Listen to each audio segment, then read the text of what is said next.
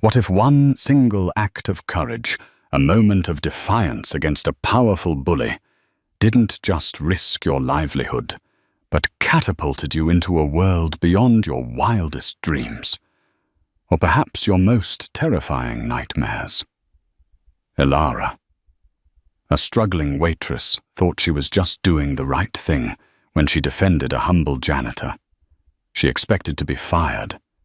Instead, a cryptic message and a first-class ticket arrived the next day, whisking her away to an opulent, isolated island resort. But paradise always has a price, and this one is shrouded in secrets. Get ready. The clatter of fine china and the murmur of hushed, expensive conversations were the soundtrack to Elara's life. She moved with a practiced grace through the labyrinth of tables at The Argent, a restaurant so exclusive it felt less like a dining establishment and more like a vault for the city's gilded elite. Each night, Elara donned her starched uniform, a smile pinned to her face, her own anxieties carefully tucked away like a crumpled napkin. She was an aspiring artist, her tiny apartment overflowing with canvases she couldn't afford to frame, and dreams that felt increasingly out of reach. The Argent paid the bills just barely, but it was a soul-crushing exchange. Tonight, the air was particularly thick with self-importance. A humid summer evening had driven the city's wealthiest indoors, seeking refuge in the refrigerated grandeur of The Argent. Elara balanced a tray laden with crystal glasses, her eyes scanning for the almost imperceptible flick of a wrist that signaled a summons. Her station included Table 7, currently occupied by Mr. Alistair Sterling, a man whose net worth was discussed in financial columns with the same reverence usually reserved for minor deities. Sterling was a regular known for his insatiable appetite for the restaurant's most expensive offerings and his equally voracious disdain for anyone he deemed beneath him. Tonight he was in rare form, his voice a venomous drawl that cut through the ambient noise. His companions, two younger men who mirrored his expensive suit and sycophantic laughter, hung on his every word. Elara delivered their initial round of drinks, a Macallan 25 for Sterling, neat of course, and retreated trying to become invisible. It was during a lull as Elara was meticulously resetting a nearby table that she first noticed the incident unfold. Mr. Henderson, the restaurant's elderly janitor, was quietly mopping a small spill near the entrance to the private dining suites. Henderson was a fixture at the Argent, a gentle, stoop-shouldered man with kind eyes and a quiet dignity that Elara had always admired. He moved with a quiet efficiency, a ghost in the opulent machine, ensuring the pristine image of the Argent remained untarnished. He rarely spoke, but his quiet nods and occasional shy smiles were a small source of warmth in Elara's otherwise sterile workday.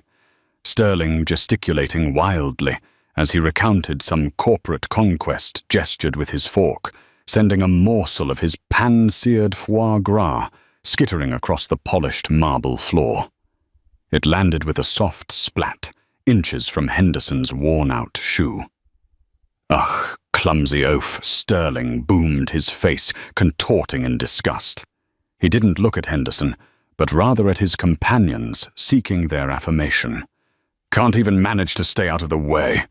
Someone get this thing cleaned up. And get him out of my sight. He's spoiling my appetite. Henderson, his face flushing a deep crimson, leaned his mop bucket aside and bent down slowly, his old joints protesting to pick up the discarded food with a paper towel from his cart. His hand trembled slightly. Elara felt a hot surge of anger rise within her. She'd seen Sterling be rude, before dismissive arrogant. But this was different. This was a deliberate, cruel humiliation of a man who did nothing but his job a job. Sterling and his ilk would never deign to do themselves. Before she could second-guess herself, before the practical voice in her head could scream about her rent and her unpaid art supplies. Elara was moving. She placed her tray of water goblets on a nearby serving stand and walked directly towards table 7. "Mr. Sterling," she said, her voice surprisingly steady, though her heart hammered against her ribs. Sterling looked up, his eyes cold and grey, like a winter sky fixing on her. "What is it now? Did you not hear me? I want this mess dealt with." He waved a dismissive hand towards Henderson, who was still stooped, trying to make himself smaller. "Mr. Henderson was simply doing his job, sir." Elara stated, her gaze unwavering. The spill was accidental, and he was cleaning it as discreetly as possible. One of Sterling's companions snickered. "Oh, got a little crusader here, have we?" Sterling's lip curled into a sneer. "And who asked for your opinion, sweetheart? Are you his keeper, or just looking for a bigger tip by defending the staff?" The insult stung, but Elara held her ground. "He deserves to be treated with respect. Everyone does." "Respect." Sterling scoffed, his voice rising, drawing the attention of nearby diners. Conversations faltered. Eyes turned towards the unfolding drama. Respect is earned, not given away, like free breadsticks. This man, he gestured again at Henderson, who now stood looking utterly mortified, is a janitor. His job is to be invisible and clean up messes, not to be respected by the likes of me. His job is essential for this restaurant to function, a restaurant you choose to dine in. Elara countered, her voice gaining a slight tremor, not from fear, but from the intensity of her conviction. He works hard, likely harder than many people in this room, for a fraction of the reward. Mr. Davies, the restaurant manager, was now gliding towards them. His face a mask of forced calm, but his eyes radiating panic. "Is there a problem here, Mr. Sterling, Elara? Is everything all right?" Sterling pushed back his chair slightly, his posture aggressive. "This little waitress of yours has an attitude problem, Davies. A big one. She seems to think it's her place to lecture me on etiquette." "Elara." Mr. Davies said, his voice tight, a clear warning in his tone. "Perhaps you should return to your duties." Elara looked from Mr. Davies' strained face to Henderson's downcast eyes, and then back to Sterling's smug, arrogant expression. The fight wasn't just for Henderson anymore. It was for a sliver of her own self-respect, a refusal to be cowed by wealth and power. "I will," Elara said, turning back to Sterling, "as soon as you apologize to Mr. Henderson for your rudeness." A collective gasp, quickly suppressed, rippled through the nearby tables. Mr. Davies looked as if he might faint. Sterling's face, which had been a mask of arrogant amusement, slowly turned a shade of puce. He rose from his chair, his considerable height towering over Elara.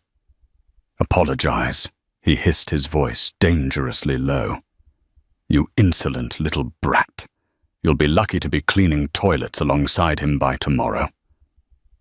"Davies, fire her. Fire her now, or I'll make sure this establishment gets a review that will curdle milk across the state." Mr. Davies wrung his hands. "Mr. Sterling, please. Elara, go to the staff room. Now." Elara looked at Henderson. He finally met her gaze, a flicker of something unreadable in his eyes. Gratitude, perhaps, or fear for her. He gave a tiny, almost imperceptible shake of his head, as if to say, "It's not worth it." But it was too late. The words were out. The stand was made. With a final defiant look at Sterling, Elara turned and walked towards the staff room, the silence of the dining room pressing in on her back. She could feel Sterling's glare burning into her, and she knew with a certainty that chilled her to the bone that her time at the Argent, her precarious financial stability, had just come to an abrupt and dramatic end. She had stood up for the unseen man, and now she was about to become unseen herself. The walk to the staff room felt like a mile. Each step echoed with the imagined pronouncements of her dismissal. Mr. Davies would be in shortly, his face a mixture of apology and stern necessity. She'd have to pack her few belongings from her locker, a well-thumbed book of poetry, a spare apron, a fading photo of her late grandmother, and walk out into the humid night jobless. She sat on a worn bench, the adrenaline slowly ebbing away, leaving behind a cold dread. What had she done? Her rent was due next week. Her art supplies were dwindling. That commission for Mrs. Petrov's prize-winning poodle portrait, her only other source of income, was still weeks from completion and payment. Mr. Henderson appeared at the doorway a few minutes later, his mop and bucket conspicuously absent. He shuffled in his eyes, still avoiding hers. "Miss Elara." He began, his voice raspy, unused to extended conversation. I am so sorry. You shouldn't have." Elara managed a weak smile. "It's all right, Mr. Henderson. He was being a bully. Someone had to say something. But your job," he wrung his gnarled hands. "It's my fault." "No, it isn't," Elara said firmly. "It's his fault for being a horrible human being, and mine for having a temper, I guess." She sighed. "Don't worry about me. I'll figure something out. I always do." Mr. Henderson looked at her then, a long, searching gaze that made her feel strangely scrutinized. "You are a good person, Elara. A rare thing." He hesitated, then reached into his pocket and pulled out a slightly crumpled but surprisingly high-quality envelope. It was thick, creamy, and bore no markings. This arrived for you earlier, at the staff entrance, addressed simply to the Waitress with Courage." Elara frowned. "For me? Who would send me something like that?" He shrugged a slight, almost imperceptible movement. "I do not know. But I was asked to give it to you, especially if certain events unfolded tonight." A chill snaked down Elara's spine. "What do you mean, if certain events unfolded?" Henderson just pressed the envelope into her hand. "Perhaps it is best you open it." Before Elara could question him further, Mr. Davies entered, his face grim. "Elara, can I have a word?" Henderson slipped out as silently as he'd entered, leaving Elara alone to face the music, the mysterious envelope clutched in her hand. "Elara." Mr. Davies began, his voice heavy with regret. "Mr. Sterling is one of our most influential patrons. His displeasure carries significant weight. He has demanded your immediate termination, and frankly, after that public display, regardless of the rights or wrongs, I have very little choice." Elara nodded. She'd expected this. "I understand, Mr. Davies." "I am truly sorry," he said, and she thought she detected a hint of genuine remorse. "You're a good waitress. But this was too much." He paused. "You can collect your final pay tomorrow. Please leave your uniform." And just like that, it was over. She was officially unemployed. Numbly, Elara gathered her few things. The walk home through the bustling city streets felt surreal. The usual cacophony of traffic chatter and distant sirens seemed muted, as if she were moving through a dream.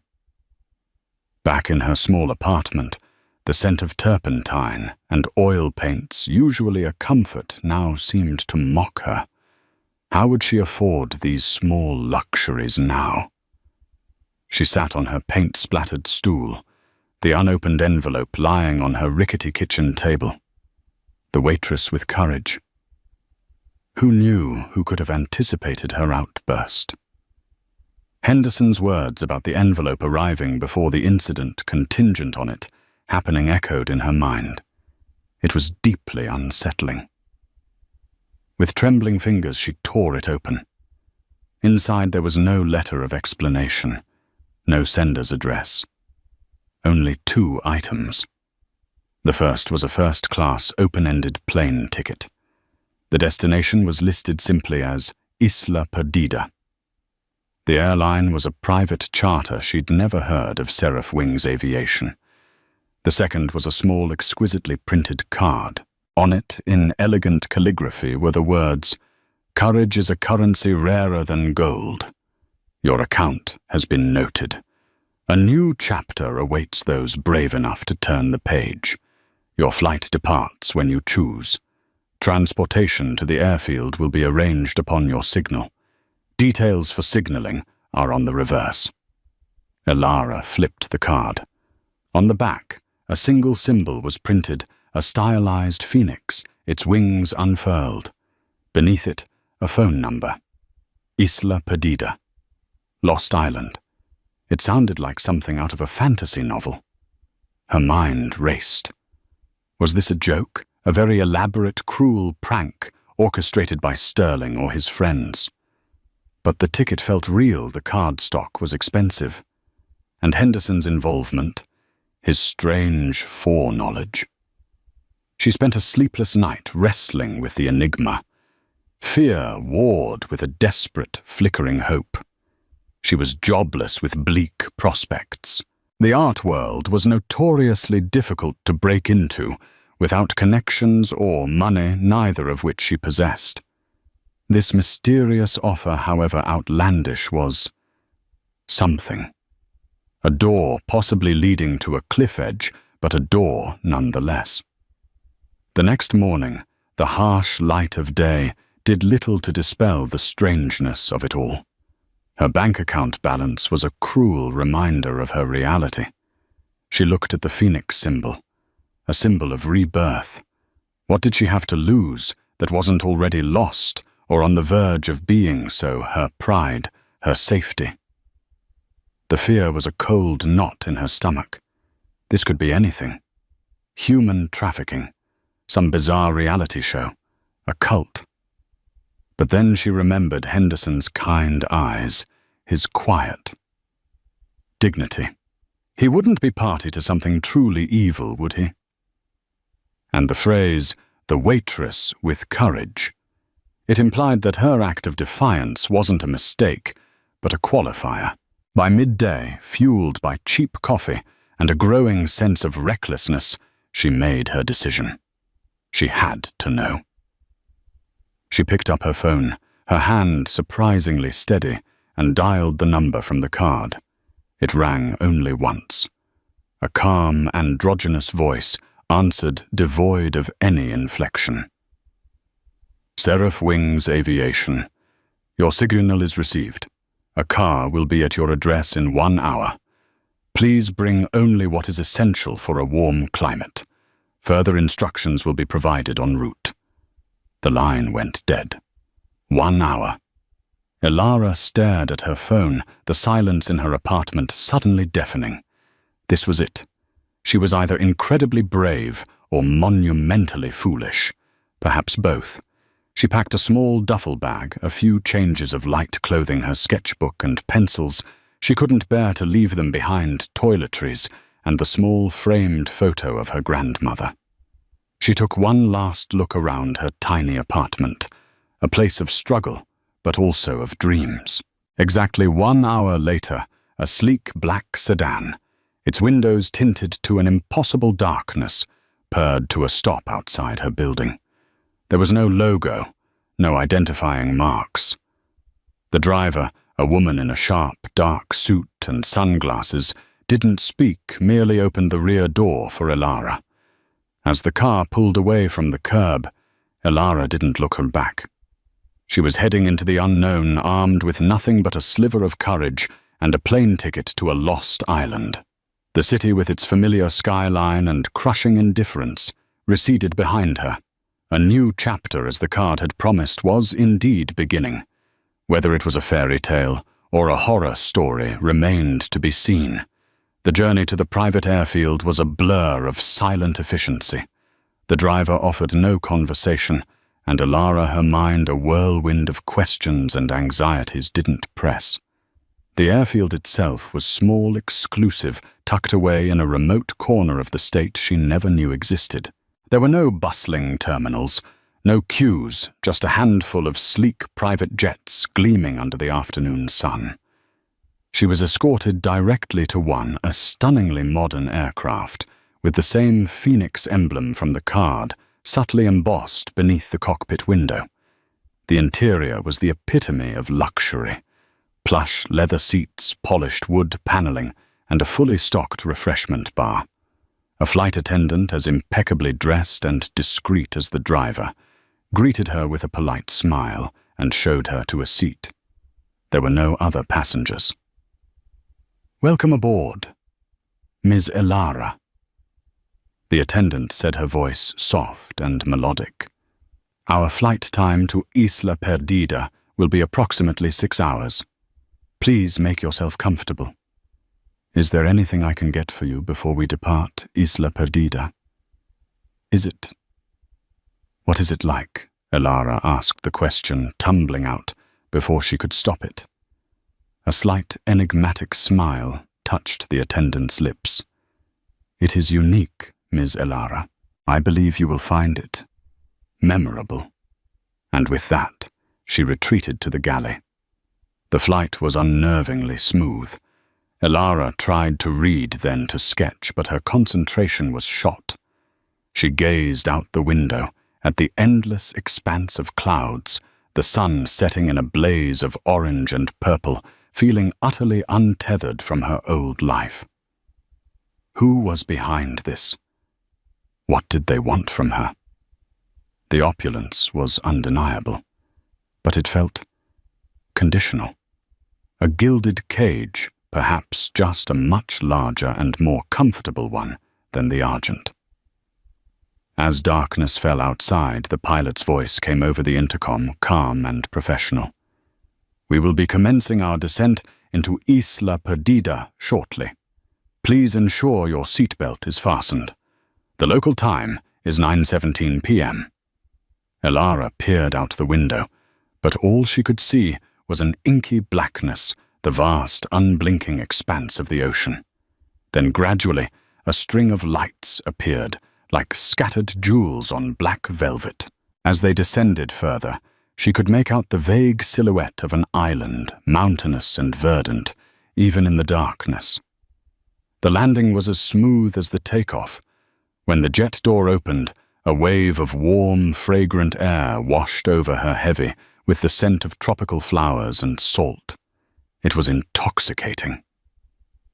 She was met on the tarmac by a man dressed in a crisp white linen suit. He was tall, with sun-kissed skin and a welcoming smile that seemed genuine. "Miss Elara, welcome to Isla Perdida. I am Matteo, your host liaison. Please allow me." He gestured towards an electric golf cart waiting nearby. Her single duffel bag was already being loaded by an unseen attendant. The ride from the small airstrip was through a lush, manicured jungle. Towering palm trees swayed gently in the night breeze, and the air was alive with the chirping of unseen creatures. The resort, when they reached it, was breathtaking. It wasn't a single monolithic hotel, but rather a collection of luxurious, secluded villas nestled into the landscape, each with its own private infinity pool overlooking the ocean. The architecture was a seamless blend of modern design and natural materials, dark wood, local stone, and vast expanses of glass. Soft lights illuminated meandering pathways, and the sound of gentle waves lapping the shore was ever present. It was undeniably paradise. Matteo escorted her to a stunning villa perched on a cliff overlooking a moonlit cove. "This will be your accommodation during your stay, Ms. Elara. I trust you will find it to your liking." The villa was larger than her entire apartment building back home. A spacious living area opened onto a vast terrace with a private pool that seemed to merge with the ocean beyond. The bedroom had a king-sized bed draped in fine linen, and the bathroom was a spa-like sanctuary with a freestanding tub and an outdoor shower. On a polished mahogany desk, a sleek tablet displayed a welcome message.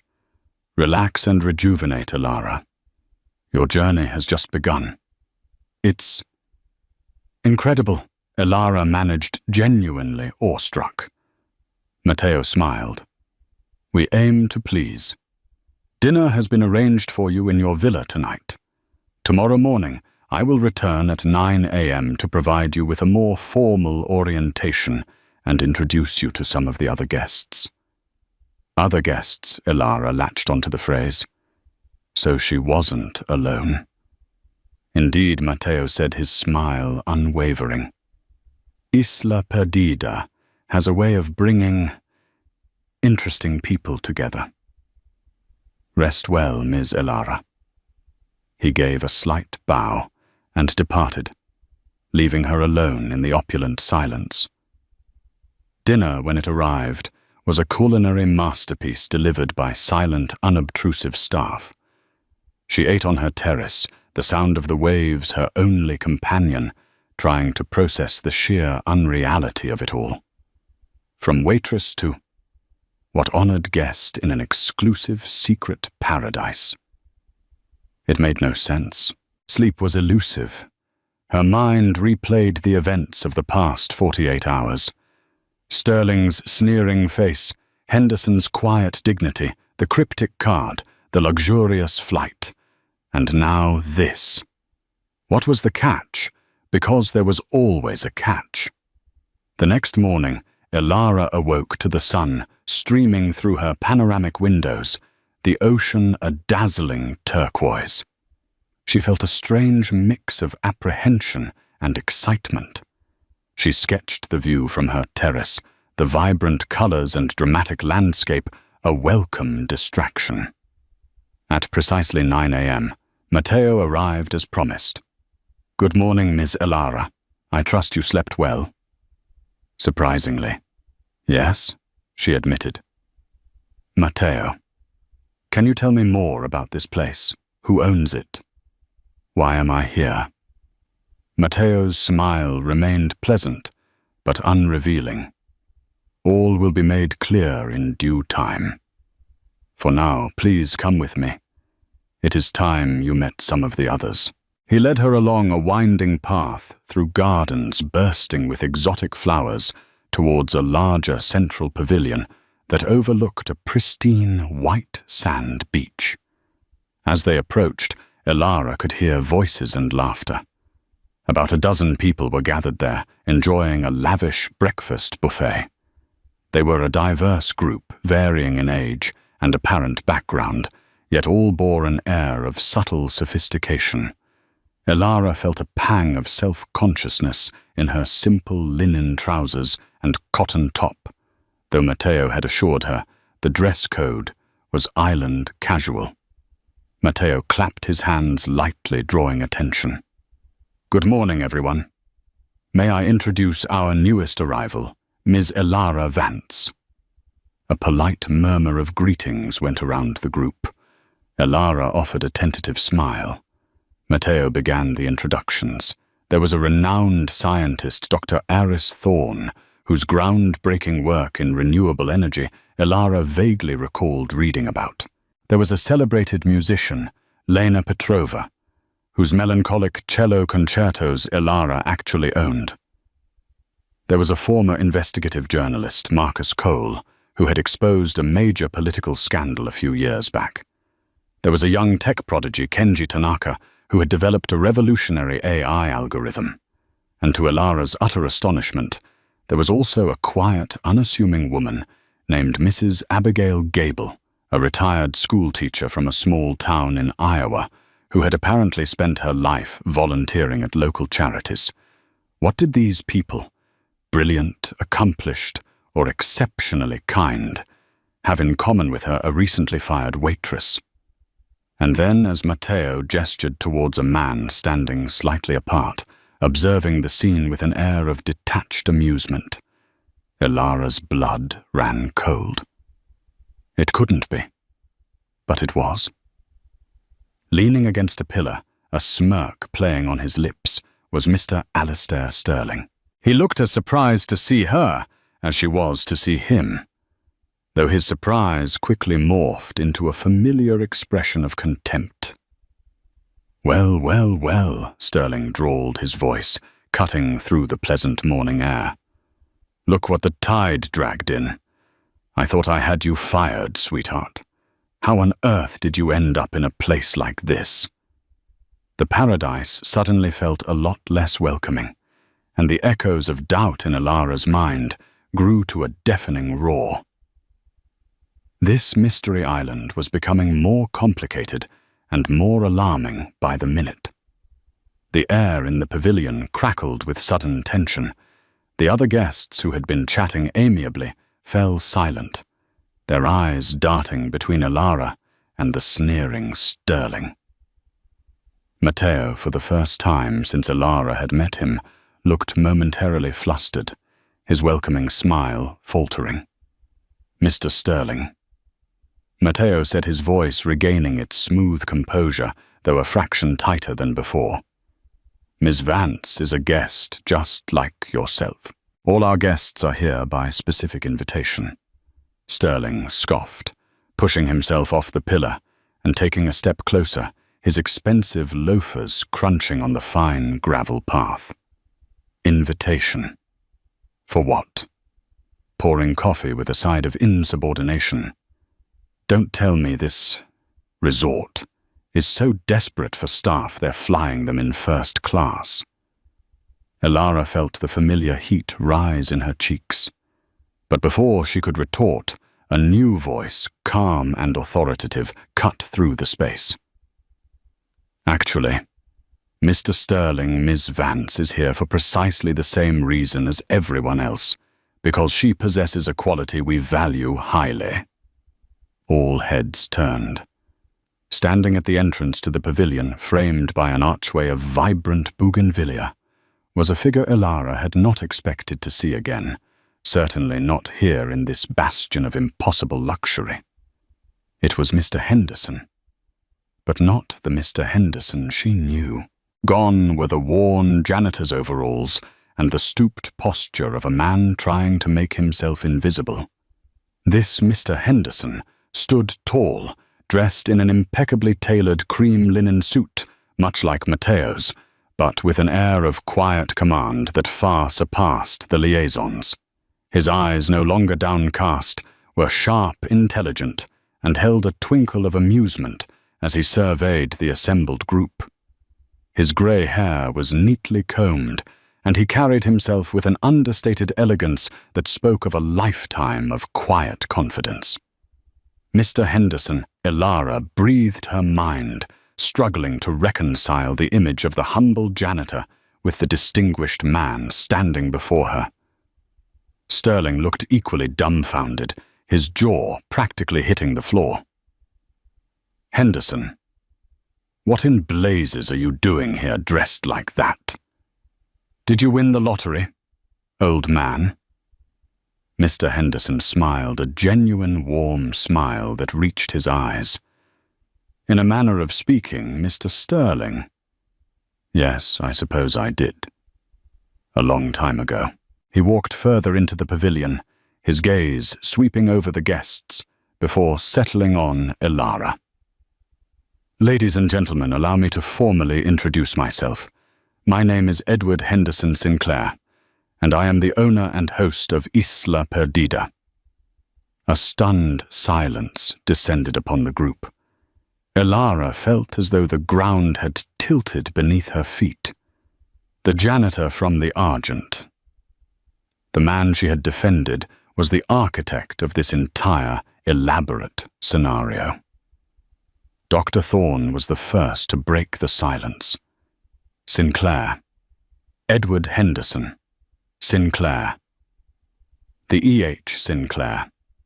The philanthropist, the one who endowed the Sinclair Institute for Ethical Innovation.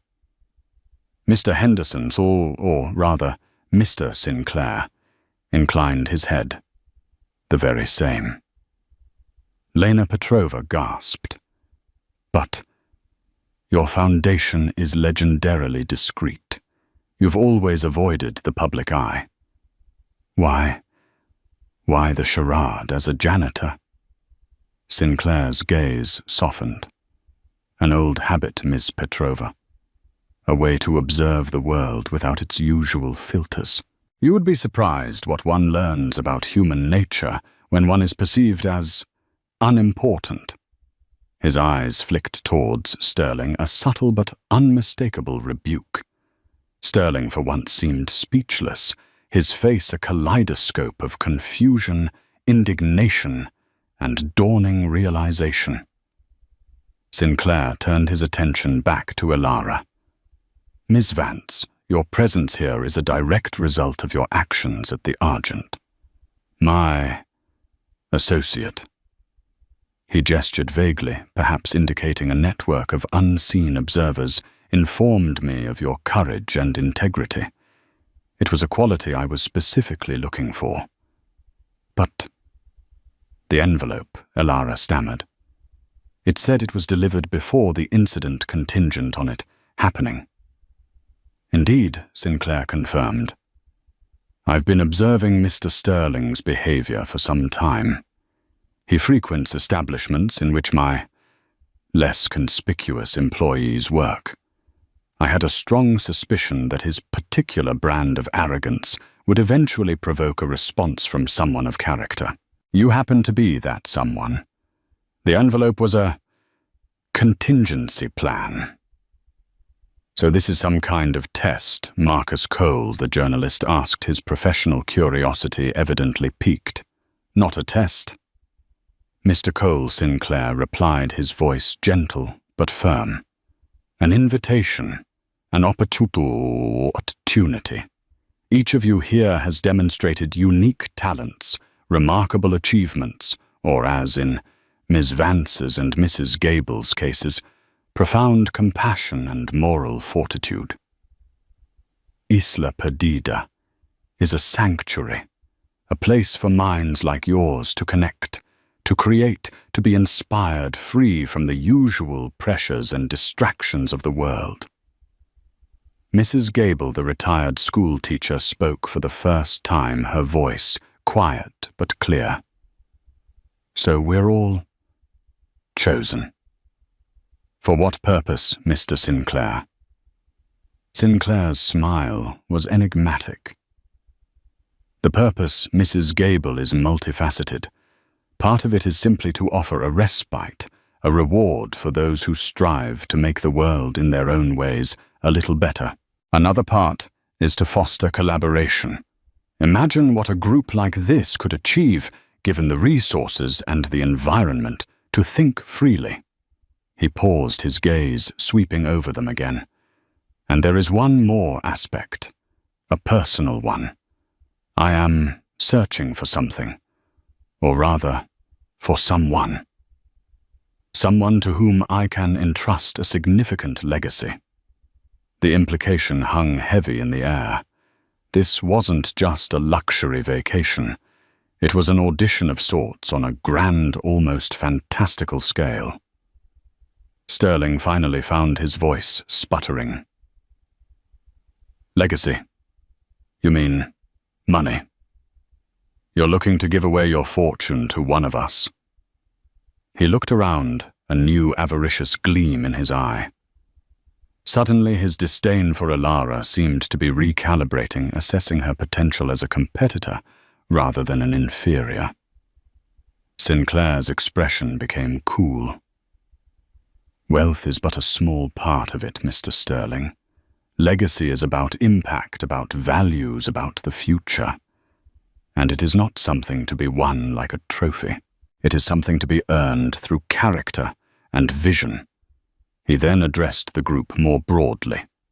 Over the next few weeks, I invite you to enjoy all that Isla Perdida has to offer. There are no schedules, no compulsory activities, beyond some informal evening discussions I hope you will attend. Pursue your passions, engage with one another, explore, create, and simply be yourselves. His eyes rested on Elara once more, a flicker of warmth in them. Miss Vance, your compassion was a beacon in a rather dim setting. I am eager to see what other lights you hold within you. Elara felt a complex mix of emotions, relief that this wasn't some sinister trap, astonishment at Sinclair's true identity, and a daunting sense of expectation. She had defended a janitor, and in doing so had unwittingly stepped onto a stage she could never have imagined. The other guests began to murmur amongst themselves, processing the incredible revelation. Thorne was already approaching Sinclair, questions forming on his lips. Lena Petrova looked thoughtful, her fingers tapping a silent rhythm on her arm. Marcus Cole had a notebook out, though he wasn't writing, merely observing. Sterling, however, was staring at Elara, his expression unreadable. The power dynamic between them had been utterly inverted. Yesterday, he was the millionaire who could end her career with a word. Today she was a guest of honor, hand-picked by the very man he had unknowingly disdained, a man who clearly held Sterling in low regard. Matteo reappeared, his composure fully restored, and announced that breakfast was fully served and that various island activities, from snorkeling and sailing to private art studios and laboratories, were available. As the group dispersed, some heading for the buffet, others engaging Sinclair in conversation, Elara found herself standing alone for a moment, gazing out at the impossibly blue ocean. Her life had taken such a sharp, unexpected turn. It felt like whiplash. The Gilded Spoon, her tiny apartment, her financial worries, they all seemed a world away, part of a different life lived by a different person. Mr. Sinclair, or Henderson as she still instinctively thought of him, had called her courageous. But was she? Or had she just been foolishly impulsive? And what did this enigmatic billionaire truly expect from her? A waitress with a penchant for sketching and speaking her mind. The island was no longer just a beautiful mystery. It was a challenge, a canvas. And she, along with a hand-picked group of remarkable individuals, was apparently expected to paint something extraordinary upon it. The stakes, she was beginning to realize, were far higher than just a free vacation. They involved legacy character and a future she couldn't yet fathom. The days on Isla Perdida settled into a rhythm of luxurious freedom and subtle observation. Elara found herself drawn to the island's state-of-the-art art studio, a glass-walled haven overlooking a secluded cove. For the first time in years, she had access to an unlimited supply of high-quality materials. Canvases of all sizes, paints in every conceivable hue, expensive charcoals and fine Italian clay. She lost herself in her work, pouring out the images and emotions that had been dammed up by years of financial constraint and soul-crushing service work. She painted the vibrant hues of the coral reefs she explored while snorkeling, sculpted the proud, weathered face of Mr. Sinclair as Henderson the janitor, and sketched the myriad expressions of her fellow guests. The evening discussions, hosted by Sinclair in the Grand Pavilion or sometimes around a bonfire on the beach, were fascinating. They weren't structured debates, but rather free-flowing conversations about ethics innovation, the future of humanity, the role of art, the nature of compassion. Elara, initially intimidated, found her voice, her contributions, surprisingly well received, particularly by Sinclair, who seemed to listen with genuine interest to her often unconventional perspectives. He had a way of drawing people out, of making them feel their ideas mattered. She formed tentative friendships.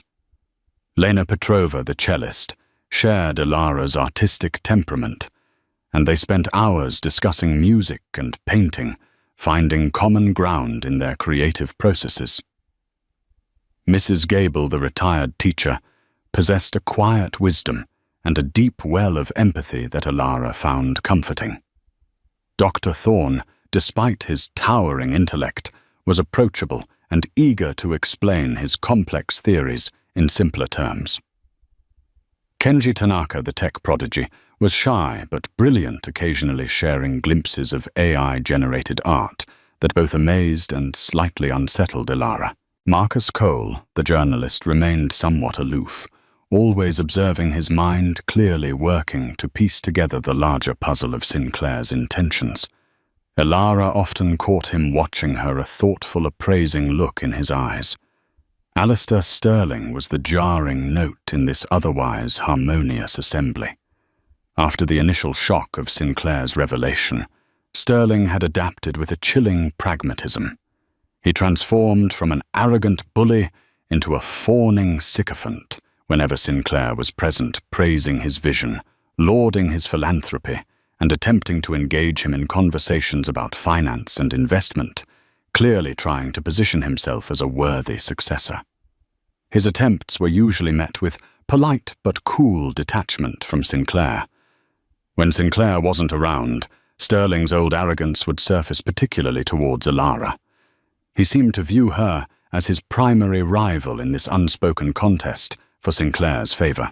Still playing the humble artist Vance, he'd sneer encountering her by the koi pond one afternoon. Don't think for a moment that old man Sinclair is fooled by your little salt-of-the-earth routine. He's a billionaire. He understands ambition, not charity sketches. I'm not playing a routine, Mr. Sterling. Elara replied calmly, refusing to be baited. I'm just being myself. Perhaps you should try it sometime. His eyes narrowed. You're out of your depth here, Waitress. This is a game for players, not idealists. And I always play to win. A subtle undercurrent of competition began to ripple through the group.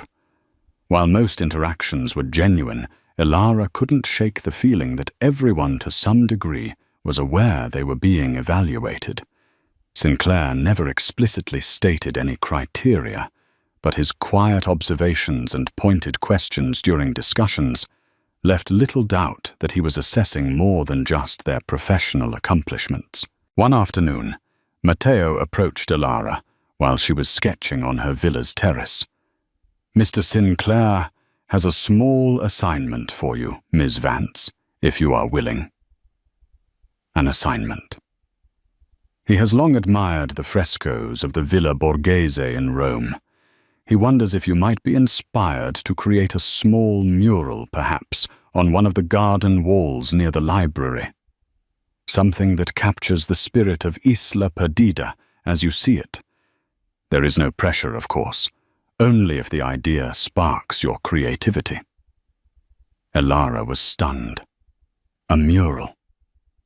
It was a scale she'd never worked on before, a public display of her art.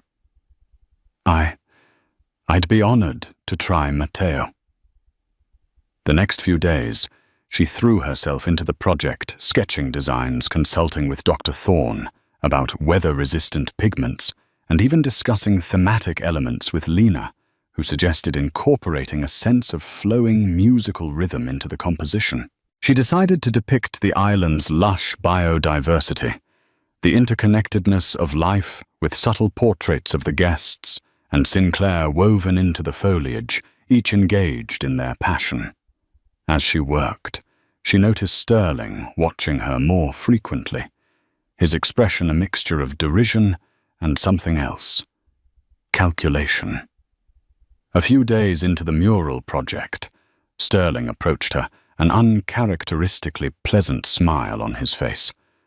"Vance, that's actually quite impressive," he said, gesturing towards her preliminary chalk outlines on the wall. "I wouldn't have thought you had it in you." Elara was wary. "Thank you, Mr. Sterling." You know, he continued, lowering his voice conspiratorially. "I've been thinking. We got off on the wrong foot. Badly. My behavior at the Argent was regrettable. Stressful day. But this island, Sinclair's vision, it's bigger than petty squabbles." Elara raised an eyebrow, skeptical. "Is that so? Absolutely," Sterling said, his smile widening. "And I think you and we could be a powerful team. You have the artistic flair, the common touch that Sinclair seems to admire. I have the business acumen, the understanding of wealth and structure that his legacy will undoubtedly require. Together we could present a united front. Ensure this legacy he speaks of is managed effectively." Elara stared at him, astonished by his audacity. "Are you suggesting we collaborate to win Mr. Sinclair's favor?" "Precisely." Sterling beamed, as if he'd just proposed the most brilliant idea. "He's old. He won't be around forever. Think about it, Vance. A partnership. We could ensure we are the ones chosen. Then we share. 50-50, a significant improvement on your Waitress tips. Wouldn't you say?" The cynicism of his proposal was breathtaking. He wasn't just trying to win. He was trying to corrupt the very essence of what Sinclair seemed to be seeking. "Mr. Sterling, Elara," said her voice cold, "I am not interested in your partnership. I am here to be myself, to create and to learn.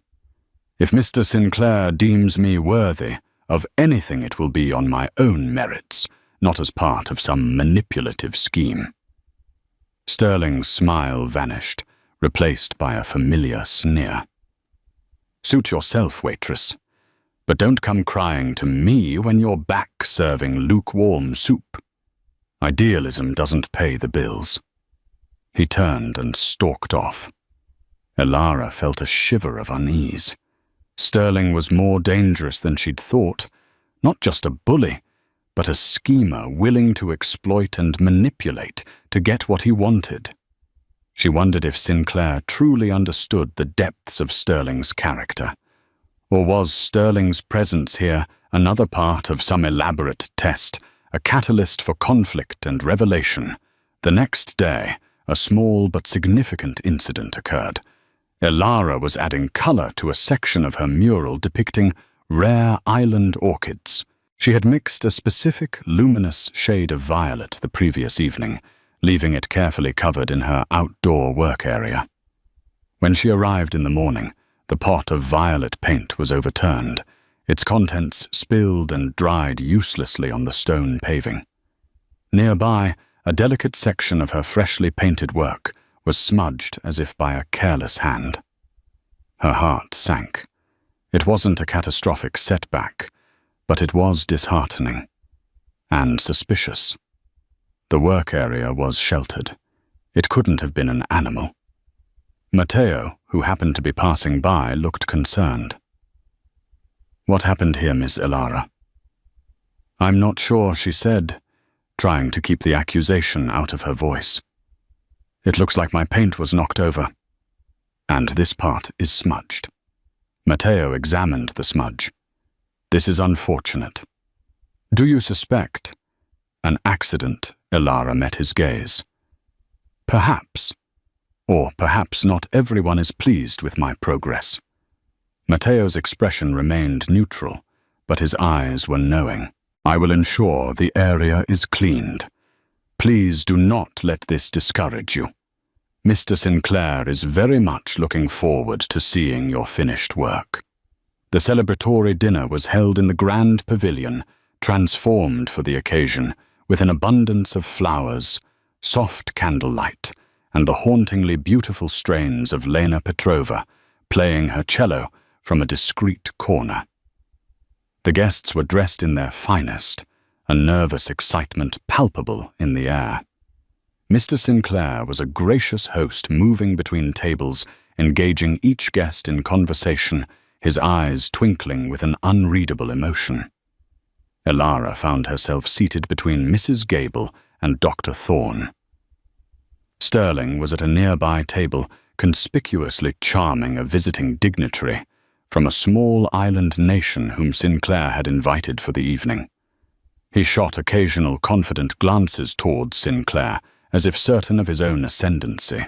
During a lull in the conversation as dessert was being served, an exquisite mango sorbet with crystallized ginger, the sky outside, which had been a clear star-dusted velvet, began to change. A sudden wind whipped through the pavilion, making the candle flames dance wildly. The distant rumble of thunder grew closer, more insistent. Sinclair said, looking out towards the rapidly darkening ocean. It seems the weather wishes to add its own drama to our evening. We are due for one of our seasonal squalls. Nothing to be alarmed about, but it can be quite theatrical. Indeed, the storm hit with surprising ferocity. Rain lashed down in blinding sheets, driven by gale-force winds. The lights in the pavilion flickered, then died, plunging them into momentary darkness before emergency lanterns strategically placed cast eerie dancing shadows. The sound of the wind and the crashing waves was deafening. Amidst the sudden chaos, a sharp cry of pain cut through the din. My ankle, oh my goodness. I think I've twisted my ankle. It was Mrs. Gable. In the sudden darkness and confusion as staff rushed to secure shutters, she had stumbled, her chair overturning. Immediately Dr. Thorne and Elara were by her side. Matteo and other staff members hurried over with flashlights. "Allow me, Mrs. Gable." Dr. Thorne said, his voice calm and professional. He gently examined her ankle.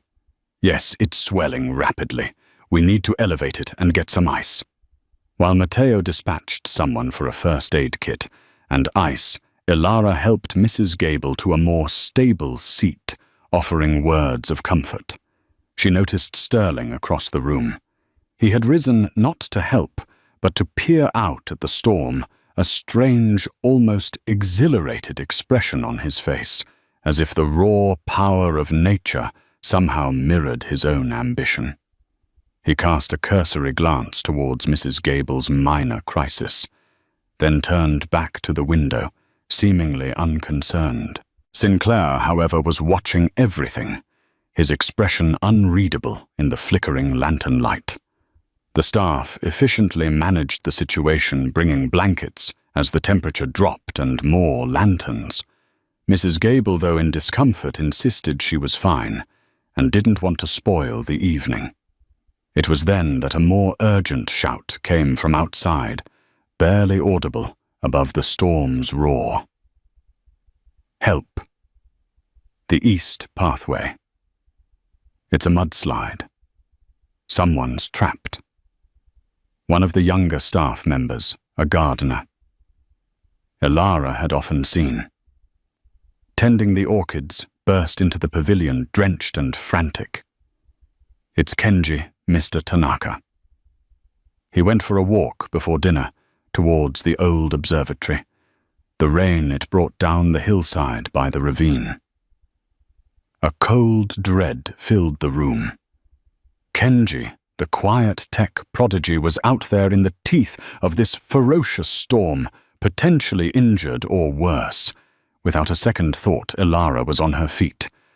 "I know that path. I've sketched there." "We have to go, Doctor." Thorne stood as well. "I'll come. I have some medical knowledge." Marcus Cole, the journalist, grabbed a heavy lantern. "Me too. I can help clear debris." Sinclair looked at the volunteers. Then his gaze fell on Sterling, who had remained rooted to his spot near the window. His earlier excitement now replaced by a look of distinct apprehension. "Mr. Sterling," Sinclair said, his voice quiet, but carrying an undeniable authority. "Your strength would be an asset. Will you join them?" Sterling hesitated. He looked from Sinclair to the raging storm outside, then back to the relative safety of the pavilion. It's incredibly dangerous out there, Sinclair. Perhaps we should wait for the storm to pass. Send the professional staff. We could be putting more lives at risk." Sinclair's eyes, ancient and wise, seemed to pierce right through Sterling's excuse. Moments of crisis, Mr. Sterling, often reveal true character. The professional staff are already mobilizing, but every capable hand is needed now.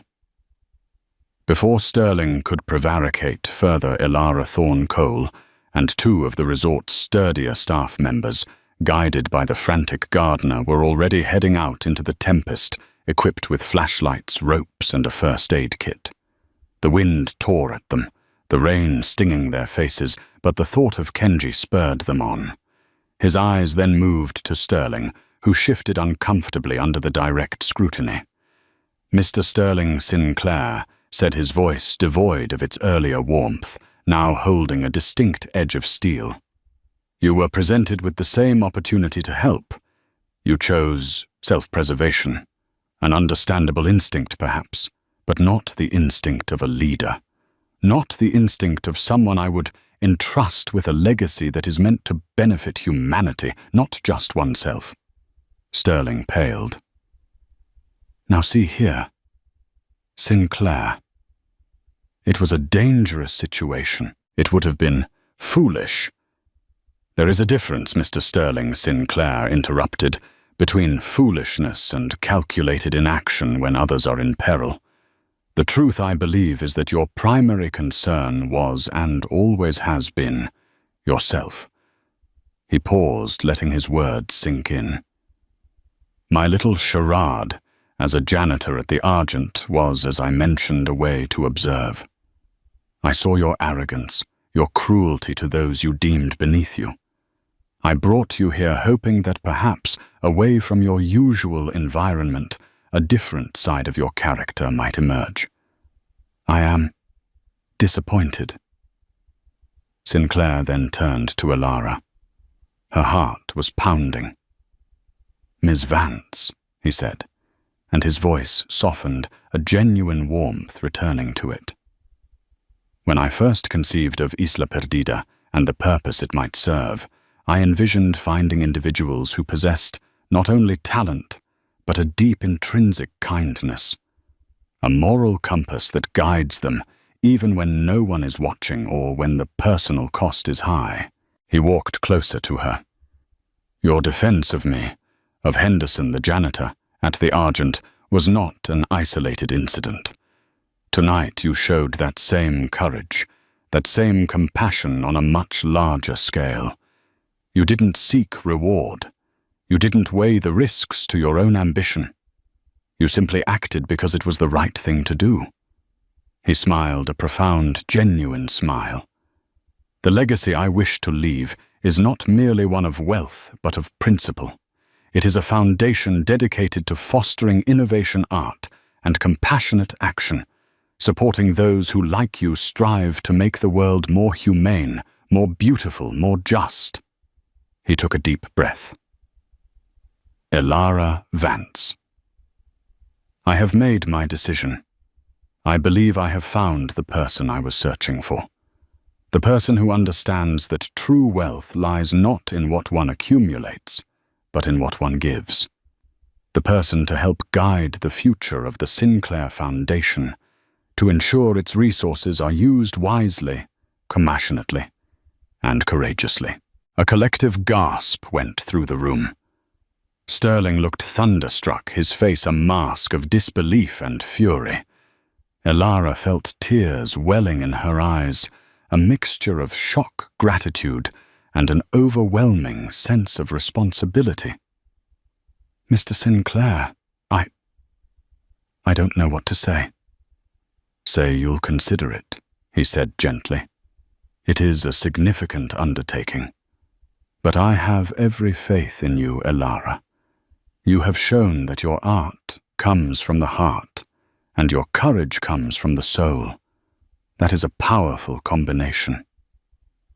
The storm outside had passed, leaving behind a world washed clean, the air fresh and scented with rain and rejuvenated earth.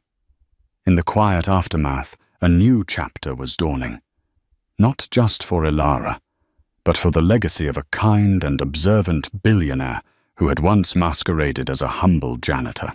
Elara, the waitress who had stood up for the unseen man, was now poised to become a guardian of a future she could never have imagined, all because of a single heartfelt act of defiance in a gilded restaurant worlds away. Her journey to the Mystery Island had indeed led to an unimaginable destiny. The real treasure of Isla Perdida wasn't its luxury, but the revelation of character it had so masterfully orchestrated.